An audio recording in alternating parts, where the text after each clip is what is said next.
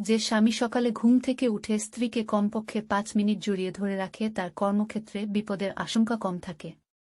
রবীন্দ্রনাথ ঠাকুর। 2 বউয়েরা ঘরের লক্ষ্মী।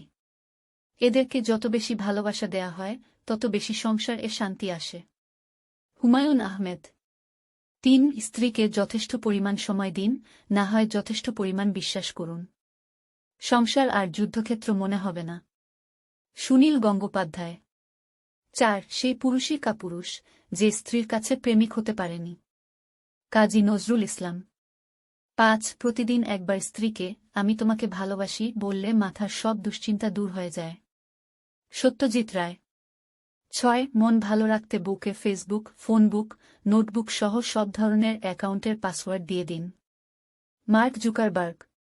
7 মেয়েদের মন ভালোবাসা এবং অভিমান দুটোই থাকে বেশি।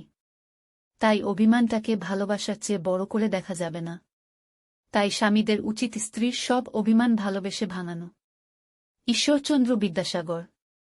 8 একটা শিশুকে দুনিয়ার মুখ দেখাতে মা যে কষ্ট সহ্য করে তা বাবা সারা জীবন ভালোবেসেও শোধ করতে পারে না। তাই প্রত্যেকটা স্বামীর উচিত তার সন্তানের মাকে কোনো রকম কষ্ট না দেয়। জীবনানন্দ দাশ। কবিদের দৃষ্টিভঙ্গিতে প্রেম কত সুন্দর, তাই না? আবার দেখুন, কবিদের নিজেরই প্রেয়সী থাকে না।